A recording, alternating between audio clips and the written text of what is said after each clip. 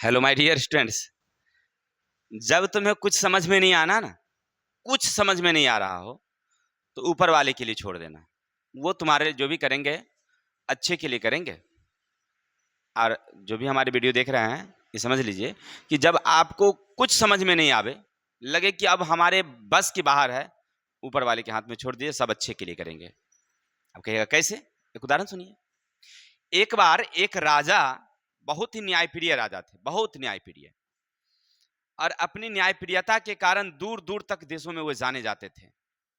यहाँ तक कि वो जाकर के राज्य में सब लोगों को ना, मतलब सेवा करते थे, पूछते थे समस्याओं को, और उस समस्या को हल भी करते थे। मैंने समय समय से राज्य में जाते, राज्य के लोगों से बात करते, क्या समस्या है आपके पास, और जो लोग जिस तरह की समस्या बताते उसको हल करने की कोशिश करते। इसलिए राज्य के सब लोग उनसे प्रसन्न भी थे, उनकी नाम बहुत प्रसिद्ध भी हो चुकी थी इसके लिए।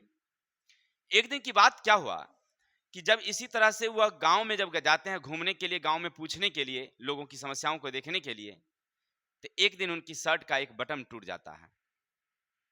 अचानक पता नहीं कैसे टूट जाता है। अब जब टूट जाता है ना, तो अपने मंत्री से आदेश देते हैं कि पता लगाओ इस गांव में कोई दर्जी उर्जी है, अगर दर्जी है तो उसे बुलवाओ और बटन लगावे इसको। सारे गांव में ढूंढा जाता है, सारे गांव में मात्र एक दर्जी थी जिसकी एक छोटी सी दुकान गांव में थी। पता लगाते लगाते लोग उसके पास पहुंचता है और दर्जी को कहता है कि चलो, हमारे राजा का एक शर्ट का बटन टूट गया है, तुम जाके लगा दो। दर्जी आता है, राजा की बात था, वह आया, देखता है बटन, राजा के हाथों से लेता है और शर्ट में लगा के फटाफट लगा देता है। अब राजा पूछता है कि बताओ तुम्हें क्या हम दें इसके बदले में? तो वो कहता है क्या दीजिएगा, कुछ नहीं लेंगे, आप राजा हैं, हम आपसे आप कैसे पैसे ले सकते हैं? तो वो कहा नहीं, राजा कहे कि नहीं नहीं, तुमको तो हम कुछ जरूर देंगे, तुम मांगो तो सही पहले। तो वो सोचता है क्या करें, 2 रुपया मांग लेते हैं। फिर सोचता है कि राजा क्या सोचेगा, कि बटन तो हमारा ही था, राजा का तो बटन था, वो तो केवल अपनी थैले से धागा केवल निकाला था, और धागा से, एक धागा से उस सुई का लगा करके उसका वो 2 रुपया कैसे ले सकता है? तो वो कैसे 2 रुपया ले सकता है? अगर राजा ही सोचेंगे कि एक छोटी सी बटन लगाने का अगर 2 रुपया हमसे ले रहा है, तो गांव वालों से कितना लेता होगा? ये बहुत ठग आदमी है। दर्जी ये सोचने लगा, सोचा क्या कहें राजा को, 2 रुपया मांगते हैं तो उसमें दिखा। तो उसने कहा कि ऐसा करते हैं, मन में सोचा कि राजा पर ही छोड़ देते हैं कि आप ही जो कीजिएगा कर दीजिए। बोला कि राजा जी आपको जो इच्छा है वही दे दीजिए, छोड़िए, हम नहीं मांगेंगे आपसे। राजा कहा तो ठीक है, तब जब तुम नहीं मांगे होगे। अब मंत्री को आदेश दिया, बोला कि इसको 2 गांव दे दो। राजा उसे 2 गांव दे दिया इनाम में। आपने क्या समझा? राजा 2 गांव क्यों दिया उसे? राजा ये सोचा कि पूरे इलाके में, पूरे क्षेत्र में हमारा नाम है, हैसियत है हमारी, हम राजा हैं, और राजा के हैसियत के हिसाब से अगर हम उसे नहीं देंगे, अगर 2-5 रुपया देंगे, तो लोग क्या समझेंगे, इतना बड़ा राजा है, 2 रुपया देता है, 5 रुपया देता है। तो हैसियत के हिसाब से उन्होंने दिया। और हम ईश्वर को क्या मानते हैं, ईश्वर के पास तो सब कुछ है, उसके पास तो बहुत सारी हैसियत है। अगर हम उनके ऊपर छोड़ देंगे तो वो अपने हैसियत से हमें दे देंगे, मांगने की क्या जरूरत है? ठीक है, जब तुमको समझ नहीं आएगा ना, तो छोड़ देना ऐसे ही, वो अपने खुद ब खुद दे देंगे अपनी हैसियत से, और उनके पास हैसियत बहुत बड़ी होती है। ठीक है, तो ईश्वर पर विश्वास रखो, काम चकाचक होगा। चलते हैं आगे की ओर। हम लोग आज पढ़ेंगे class 12th history, lesson 12th का। हमने कल पढ़ा था अति लघुत्तरीय प्रश्न, जिनमें 15 क्वेश्चन का हमने दिया था आंसर। आज बाकी जो शेष क्वेश्चन है उसका भी हम लोग जवाब ढूंढने की कोशिश करेंगे। अब करना क्या है, आपको वीडियो ध्यान से देखनी है। अब वीडियो जब ध्यान से देखिएगा तो सारे क्वेश्चन का आंसर ना आप खुद ब खुद कर देंगे। ठीक है, चलते हैं, ज्यादा समय नहीं लेंगे, क्वेश्चन की तरफ चलते हैं। और हमारा 16 नंबर क्वेश्चन क्या कहता है, सुनना मेरे भाई थोड़ा सा।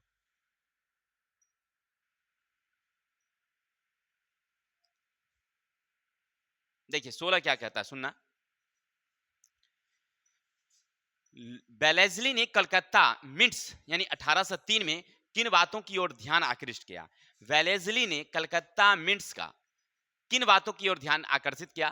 तो याद रखेंगे, वेलेजली ने सरकार की बुनियादी जो आवश्यकताएं थी, जैसे सड़क का निर्माण करना, नालियों का निर्माण करना, जल मार्ग का निर्माण करना, सुधार करना, मकान की व्यवस्था, सार्वजनिक भवन का निर्माण, इन सारे बातों पर वेलेस्ली ने सरकार का ध्यान आकृष्ट करवाया। यानी वहां जो कलकत्ता मिंट्स थी, एक संस्था थी, उस संस्था का काम था कि राज्य में कैसी सड़क व्यवस्था हो, कैसी वहां पर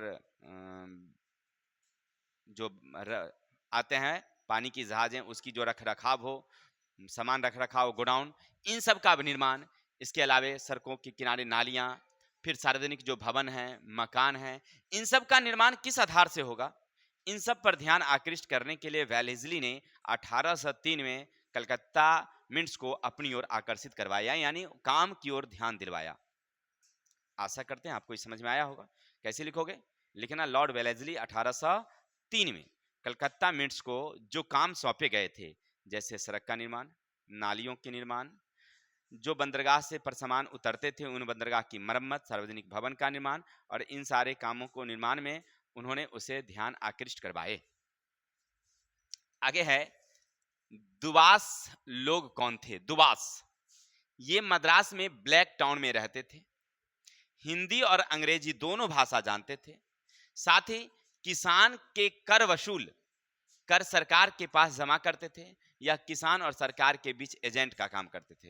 देखिए मद्रास जो था ना, मद्रास, वहां सरकार, क्योंकि सरकार कहीं अपनी राजा नहीं होती थी, देश के ही लोगों को एजेंट बना देता था, राजा बना देता था, और उसका काम था कर वसूल करके केवल कंपनी को जमा करना।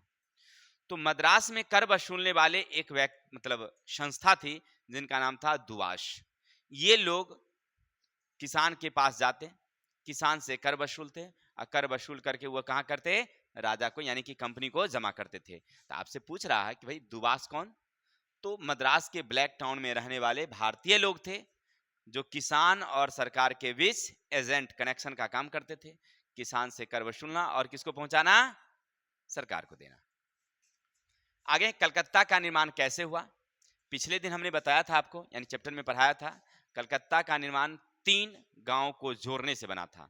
एक थे सूतानाती, कोलकाता और गोविंदपुर। कौन कौन, तो सूतानाती, कलकत्ता और गोविंदपुर, ये 3 गांव उस समय थे। इन तीनों गांव को खाली करवा दिया गया और इन तीनों गांव को जोड़ करके एक कलकत्ता शहर का निर्माण किया गया। सबसे पहले क्या हुआ था, 3 गांव में जो बुनकर थे, जो अन्य कारीगर थे, सारे लोगों को खाली करने का आदेश दिया गया। सारे गांव खाली हुए। उसके बाद वहाँ के जो मतलब लॉर्ड वेलेस्ली या जो भी शासन काल में थे उस समय, उसको दिया गया कि भाई यहाँ का स्ट्रक्चर तैयार किया जाए, नक्शा तैयार किया गया, चौड़ी चौड़ी सड़कें बनाई गई, सड़क के किनारे नालियां बनवाई गई, और फिर सुव्यवस्थित ढंग से मकान का निर्माण करवाया गया। ठीक है, तो ये कलकत्ता शहर का निर्माण तो कैसे हुआ, तो याद रखेंगे, लिखिएगा कलकत्ता शहर का निर्माण 3 गांव को जोड़कर, सीतानाती, कोलकाता और गोविंदपुर जैसे गांव को जोड़कर बनाया गया, जहां बुनकर कामगार को खाली करने का आदेश दिया गया और इस स्थान पर कलकत्ता शहर का निर्माण हुआ। आगे हैं मद्रास प्रेसिडेंसी कैसे बनाई गई थी, तो हमने बताया था कि कर्नाटक के जो राजा थे, कर्नाटक के राजा पर लॉर्ड डलहौजी ने एक जबरदस्ती संधि थोप दिया, तुमको करना ही पड़ेगा। अब बेचारे देखे कि अब अंग्रेज के अधीन ऐसे भी हम हैं, तो उसने क्या किया, देखा इस संधि को हम पार नहीं कर पाएंगे, तो वो क्या किया, पेंशन लेकर के सरकार को मद्रास दे दिया। ठीक है, चलिए फिर समझते हैं मद्रास प्रेसिडेंसी। 1801 में अंग्रेज ने कर्नाटक के राजा पर जबरदस्ती एक संधि सौंप दिया। राजा विवश होकर के पेंशन लेकर के राज्य कंपनी के हाथ में दे दिया। बाद में मालाबार और उसके आसपास के क्षेत्रों को जीतकर मद्रास प्रेसिडेंसी का निर्माण किया गया। क्या क्या बताए थे, लॉर्ड डलहौजी कर्नाटक के राजा पर क्या कर दिया, एक संधि सौंप दिया। वो देखा कि अब हमें इसके बीच रहना पड़ेगा, इसलिए वो क्या किया, पेंशन लेकर के और वह राज्य कंपनी के हाथ में दे दिया, वो खुद हट गया। अब वो कर्नाटक किसके अधीन हो गया, अंग्रेजों के अधीन। जब अंग्रेज के अधीन हो गया, फिर अंग्रेज ने देखा कि भाई इसके आसपास के जो क्षेत्र थे, जैसे मालाबार तट या अन्य प्रकार के जो तट थे, उन सब पर क्या किया, उसने अधिकार कर लिया और सबको मिला करके और एक वहां पर किला बनवाया जिसका नाम था fort George William, fort George, इस किला बनवाया। इसके अलावा वहां पर एक व्हाइट टाउन बनवाया जहां अंग्रेजी लोग रहते थे नहीं, और आसपास में जो छोटे छोटे ब्लैक टाउन बनवाए गए जहां पर भारतीय लोग रहते थे। ठीक है, चलिए तो इस तरह से मद्रास प्रेसिडेंसी का निर्माण हुआ। आगे है मध्यकालीन दक्षिण भारत के शहरों की विशेषता बताइए। मध्यकालीन दक्षिण भारत यानी मध्य भारत में हम लोग उत्तर भारत में कुछ शहर का निर्माण देखे थे मध्यकालीन में। तो मध्यकालीन में कौन कौन शहर?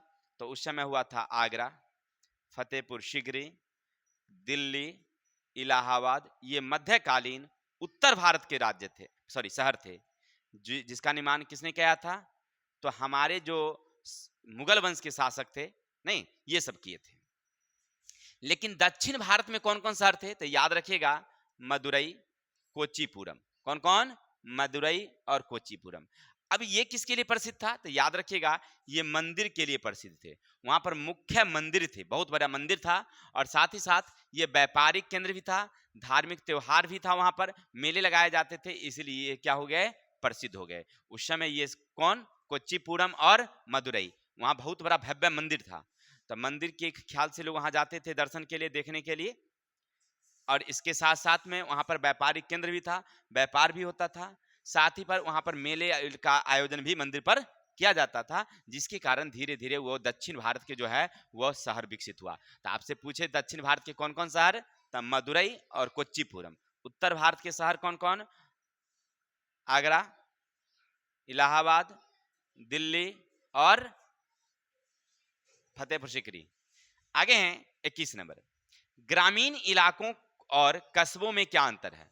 अब सीधी सी बात है भाई, ग्रामीण इलाका कोई पूछे तो ये कोई बात हुआ पूछने का?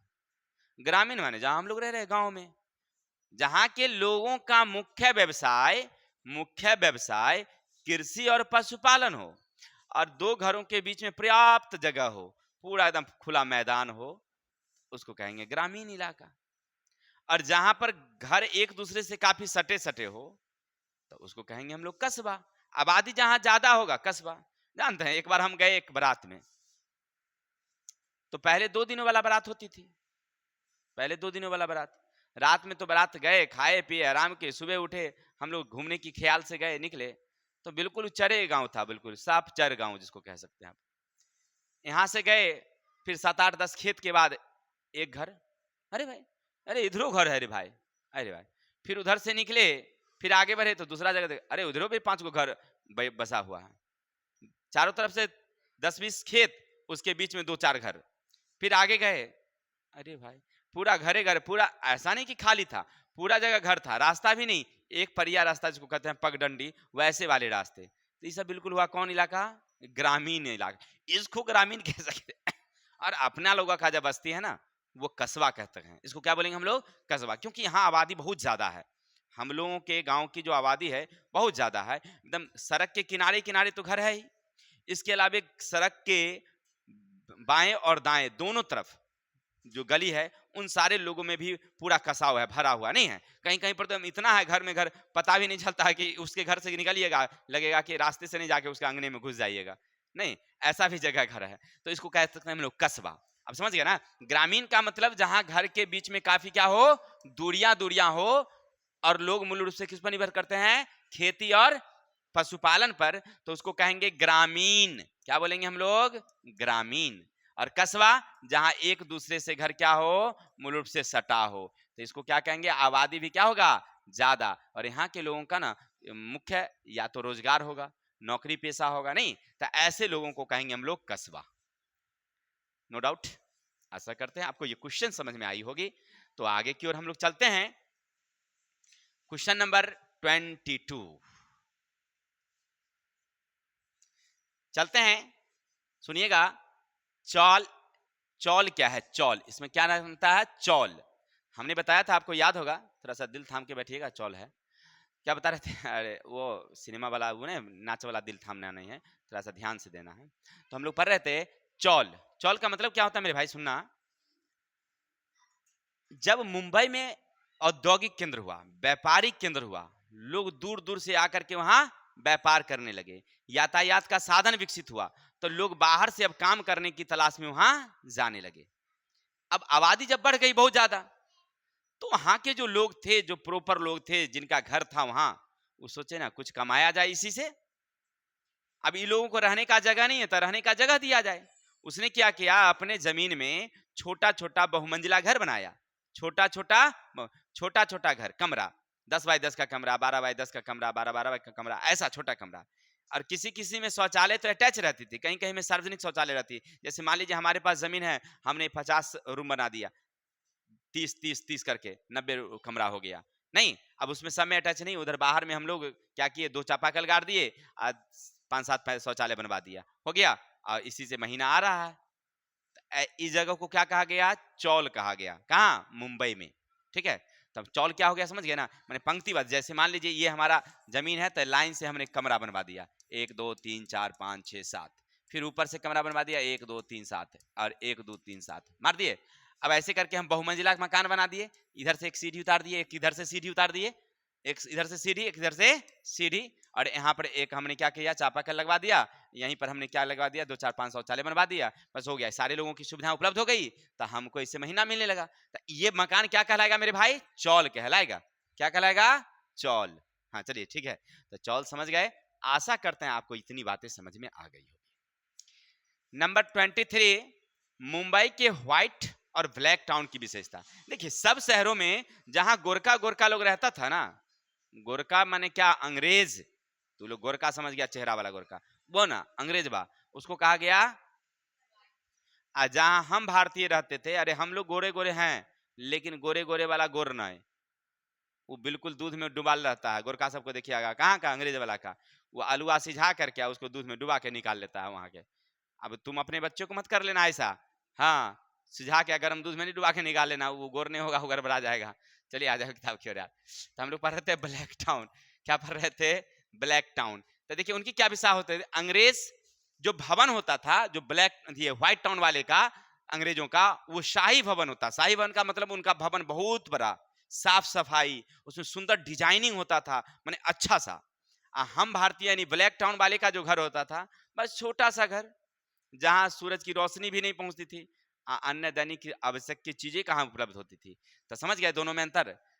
जो व्हाइट टाउन होते थे, उनके जो घर होते, मकान होते थे, उनके मकान बहुत बड़े बड़े होते थे, काफी साफ सुथरा होता था, उस मकान में काफी डिजाइन उजाइन से बनाया जाता था, सुंदर ढंग से बनाया जाता था, जो व्हाइट टाउन होते थे उनके शहर के मकान। और जो ब्लैक टाउन होते थे, उनके शहर जो मतलब उनके जो घर होते थे, एकदम छोटा छोटा कमरा, और उनमें गंदगी, साफ सफाई कहीं भी देखने को नहीं मिलती थी। आगे हैं नौ गौथिक शैली और इंडो सार्वजनिक शैली के दो दो भवनों के उदाहरण। देखिए भारत में जब अंग्रेजवा आया ना, तो वो भी सोचा कि कुछ हम अच्छा कर जाएं। देखिए वो भी सोच रहा था कि भारत को कुछ अच्छा करें, ऐसा नहीं कि वो भारत की भलाई नहीं चाहता था, वो भी चाहता था, लेकिन भलाई से ज्यादा ना वो लूटना चाहता था। तो अब बताइए, अब लुटबे कीजिएगा, भलाई करिए रहे हैं, लुटिए रहे हैं, तो काहेला हम लूटने देंगे आपको। तो इसीलिए हम लोग भगाए। औरंग ये मुगल आए थे, शाहजहां, अकबर, बाबर जो भी थे ना, ये सब आए थे, लेकिन वो लूटे नहीं भारत को। देखिए वो भारतीय कहलाए, क्योंकि जब वो आए विदेश के थे, लेकिन यहाँ से कुछ ले नहीं गए, सब कुछ यहीं रख दिए, जो लिए यहीं रखे, यहीं बनवाए, यानी भारत को उसने अपना घर समझ लिया, और उनके खानदान बाई खानदान यहीं रह टिक गया। लेकिन अंग्रेज ऐसा नहीं होता था, एक आता था, और एक अगर बन के आ गया कोई अफसर बन करके भारत, तो समझिए उसके 7 पुस्त को कमाने की जरूरत नहीं है, कितनों लुटावेगा खत्म नहीं होगा, उतना यहां से लूट के ले जाता था। ठीक है, तो हम लोग चल रहे हैं, बता रहे थे, तो उसने भारत में कुछ भवनें बनवाया जो सुंदर सुंदर शैली का है, और उसका उदाहरण आज भी उपलब्ध है। वो देखने को जाइए, वहां देखिए, बड़ी बड़ी सुंदर ढंग से बनवाया था उसने मकान। तो कौन कौन शैली का, तो याद रखेंगे, नौ गौथिक शैली और इंडो सार्वजनिक शैली। नौ गौथिक शैली के छत जो होती थी वो नोकदार होती थी, और पूरा साज सज्जा से भरा होता था, बिल्कुल एकदम जैसे नौ गौथिक शैली का उदाहरण है कलकत्ता का विक्टोरिया हॉल, विक्टोरिया हॉल वो उनके उदाहरण है। इसी तरह से मुंबई के व्हाइट टाउन है, मद्रास के व्हाइट टाउन है, ये सब किसके शैली के हैं, तो याद रखेंगे इंडो सार्वजनिक शैली के उदाहरण हैं। चलते हैं आगे। 19वीं शताब्दी में मुंबई और कोलकाता में उद्योग की स्थापना का क्या कारण थे। अब देखिए अभी अभी क्वेश्चन क्या पूछ रहा था 25 नंबर, कि 19वीं शताब्दी में मुंबई और कोलकाता में उद्योग की स्थापना का क्या उद्देश्य है, मूल क्या कारण था। तो हमने बताया था कि देखिए ये हमारे भारत का सबसे निचली हिस्सा है, यहाँ मुंबई अवस्थित है, और यहाँ कोलकाता। ये है अरब सागर के किनारे स्थित है और ये बंगाल की खाड़ी के स्थित है। ये हमारा हिंद महासागर है। अब क्या होता था, हेलो, अब क्या होता था कि कोई भी यूरोपीय जहाज जो आती थी या तो मुंबई के बंदरगाह पर उतर जाती थी या यहाँ से वह रिटर्न होकर के यहाँ आ जाती थी कोलकाता के बंदरगाह पर। तो सबसे पहली बात, विदेश व्यापार के लिए जो उत्तम साधन है बंदरगाह, वो दोनों शहरों में उपलब्ध थी, तो यातायात में कोई कठिनाई नहीं होती थी। इसलिए नंबर 2, उसका दूसरा कारण था कि ये जो मुंबई है ना, ये कपास उत्पादक क्षेत्र है, यानी सूत के उत्पादन में, और ये जो कोलकाता है ये जूट के उत्पादन में अग्रगण्य था। तो दोनों जगह कच्चा माल के रूप में क्या था, सूत। सूत माने ये समझिए धागा, धागा, जिसके कारण ये दोनों शहर धीरे धीरे किसमें परिवर्तित हो गया, औद्योगिक क्षेत्र के रूप में परिवर्तित हो गया, क्योंकि कच्चा माल यहाँ उपलब्ध था। यहाँ जूट मिल बहुत लगाया गया कोलकाता में, और मुंबई में कपड़ा मिल अधिक लगाए गए। तो दोनों औद्योगिक शहर के रूप में विकसित हुआ, क्योंकि वहां पर दोनों जगह कच्चा माल उपलब्ध थे। ठीक है, चलिए आगे चलते हैं मेरे भाई। औपनिवेशिक काल में बंबई, कलकत्ता, मद्रास की जनसंख्या वृद्धि के क्या कारण थे? अब बताइए, जनसंख्या वृद्धि के क्या कारण थे? ऐसे ही जनसंख्या बढ़ता है। अब उद्योग लगा तो काम करने के लिए लोग बाहर से वहां क्या होने लगे, जाने लगे। जहां काम मिलेगा वही ना जाएगा, तो काम मिला तो वहां जाने लगा, और धीरे धीरे वहां की जनसंख्या क्या हो गई, बढ़ गई। जैसे हमने बताया था, मुंबई में जनसंख्या 10,000, 4 साल में हो गया वो 61 से 65 में एक के बार कितना हो गया था वो 60,000, यानी 1661 में वहां की आबादी मात्र थी 10,000 मुंबई की, और 1665 में 4 वर्ष में उसका आबादी कितना हो गया, 60,000। क्यों हुआ? क्योंकि वहां पर उद्योग बहुत ज्यादा हो गया था, और उद्योग में काम करने के लिए बाहर के व्यापारी साथ ही कारीगर वहां पहुंचने लगे, जिसके कारण आबादी, अब देखिए कारीगर से ही नहीं होता है, कारीगर के साथ साथ ना कारीगरी भी जाती है, और साथ अटखारा बटखारा सब पहुंच जाता है, तो आबादी तो बढ़ेगा ही, स्वाभाविक सी बात है। अटखारा बटखारा समझ रहा है ना, तो लोगों का भी अटखारा बटखारा आएगा बाद में, चिंता मत करना। चलते हैं, कलकत्ता के लॉटरी कमेटी क्या थी? लॉटरी कमेटी देखिए, कलकत्ता में ना अंग्रेज जब आई थी ना, उसके पास उतनी पूंजी नहीं थी, तो वहां पर भवन बनवाने का, निर्माण करने का जो काम था वो कौन करती थी? लॉटरी कमेटी करती थी। ये लॉटरी बेचकर पैसा इकट्ठा करती और शहर का निर्माण करती थी। देखिए भाई, लॉटरी कमेटी लॉटरी खेलती, पैसा होता तो उससे क्या बनेगा, शहर बनेगा। लेकिन बाद में इसको सरकार के अधीन कर दिया गया था, माने इसको हटा दिया गया। ठीक है, आशा करते हैं आपको इतनी बातें समझ में आई होगी। अगर हमारी वीडियो आपको अच्छी लगी, समझ रहे हैं ना, क्या करना है, कमेंट, हाँ सब्सक्राइब नहीं करनी है तो कर लीजिएगा ना। और हम बहुत सारे मोटिवेशनल वीडियो भी देते हैं, हमारे चैनल ऑलवेज न्यू पर जाइए और देखिए मोटिवेशनल वीडियो। ठीक, तब तक मिलते हैं हम लोग नेक्स्ट वीडियो में। जय हिंद, जय भारत।